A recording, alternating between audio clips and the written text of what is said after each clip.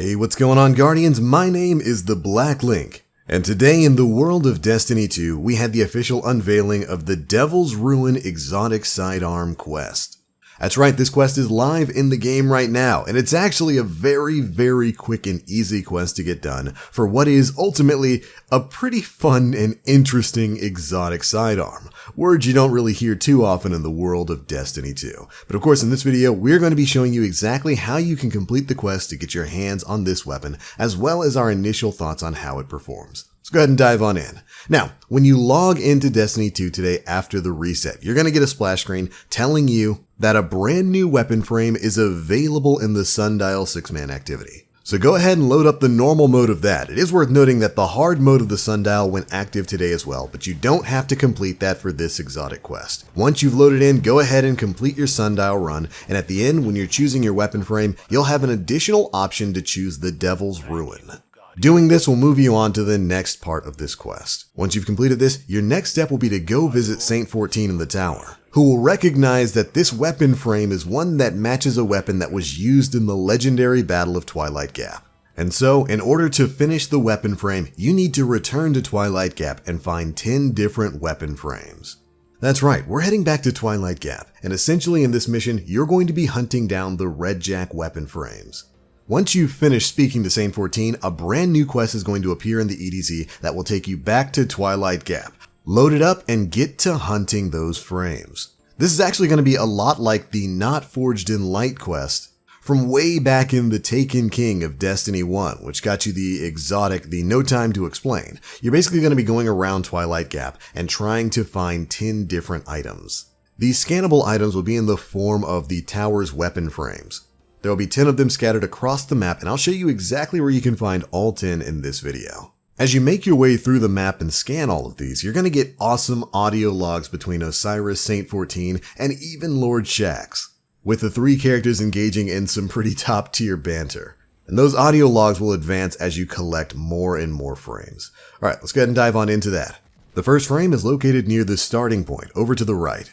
It'll be leaning against the boulder that you spawn next to. From this spot, if you head over to the railings on the back left, you'll find another weapon frame located directly in front of the view of the traveler.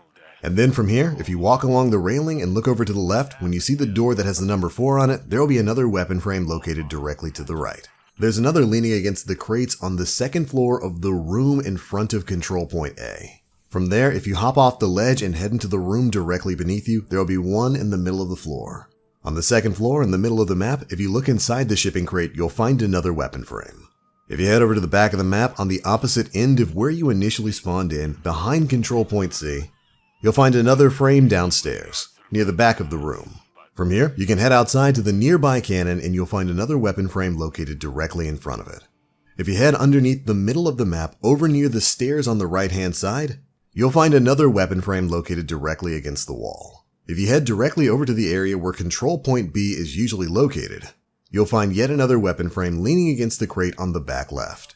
But anyways, once you've found all 10 of these weapon frames, you'll get a nice heartwarming audio log between Shaxx, Osiris, and Saint 14 himself. And at the end of it, you will receive the Devil's Ruin Exotic Solar Sidearm, as well as some additional bits of lore if you decide to stick around in the mission and listen to a bunch of guys reminisce about the old times.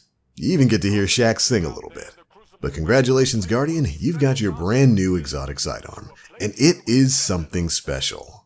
The Devil's Ruin comes with the ability Close the Gap, variable trigger, press and release to fire individual shots, hold to charge up a high-powered staggering laser, strong against unstoppable champions.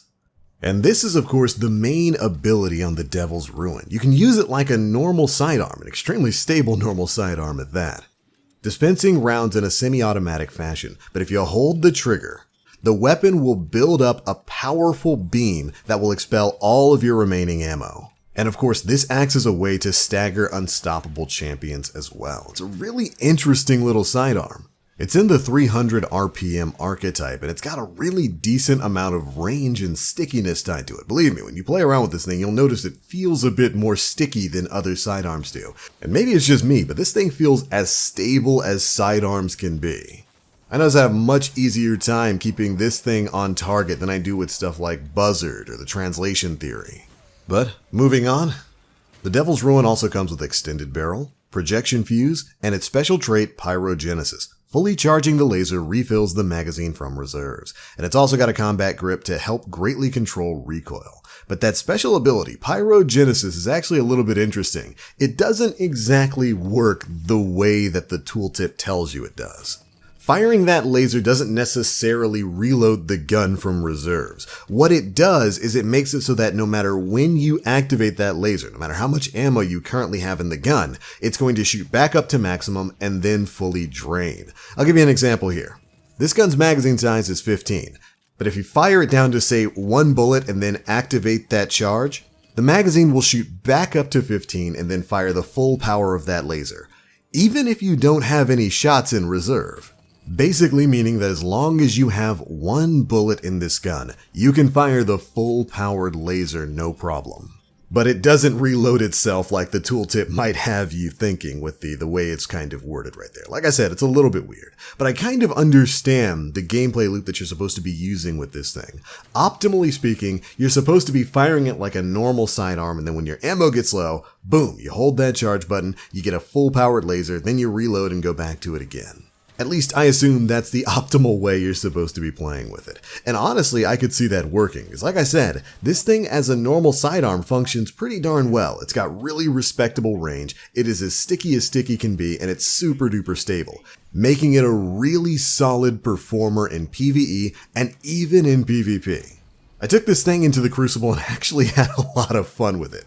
Now, maybe my experience was a little bit tainted by the fact that basically everyone else was also using Devil's Ruin, but I was really impressed with how well this thing sticks to targets, the fact that the recoil does not kick at all. It makes it very easy to control this thing, whether you're using mouse and keyboard or a controller. And the fully charged beam itself functions kind of like the Prometheus lens. It is fully capable of one-shotting Guardians in PvP, with enough range to qualify it as a decent mid-range weapon. The beam itself has a charge time of 1000, giving it a similar amount of charge to something like the 1000 Voices. So if you're going to be charging up shots, you want to treat it a bit like a fusion rifle. Pre-charge before you head running around that corner. But the effects are actually surprisingly good. No, you're not going to destroy that shotgun ape who pushes directly into close range, but at mid-range, this thing can be pretty deadly. And here's the thing, you don't even have to rely on the charge time here. I really don't want to undersell how well this gun performed as just a normal sidearm in PvP. I wound up having a lot of fun with it, and I think you Guardians will too. But alright, that is it for your guide video on how exactly you can get the Devil's Ruin exotic solar sidearm. Yeah, this quest did not take very long at all. So if you haven't started it yet, don't worry, you'll be able to get your hands on this thing in no time flat. But that's it, those are my thoughts. Be sure to leave me yours down in the comment section below. How do you feel about the quest? Do you think it might have been a little bit too short, or was it just right? Was it just the amount of hunting you wanted to have to do for a brand new weapon? And what do you think about the Devil's Ruin? If you had a chance to play with it, be sure to let me know down in the comment section below. It's a whole new year, and we're finally back from Christmas break. And oh boy, does it feel good. That's it for this one. Thank you guys so much for watching. And as always, I am the Black Link. You Guardians, stay frosty.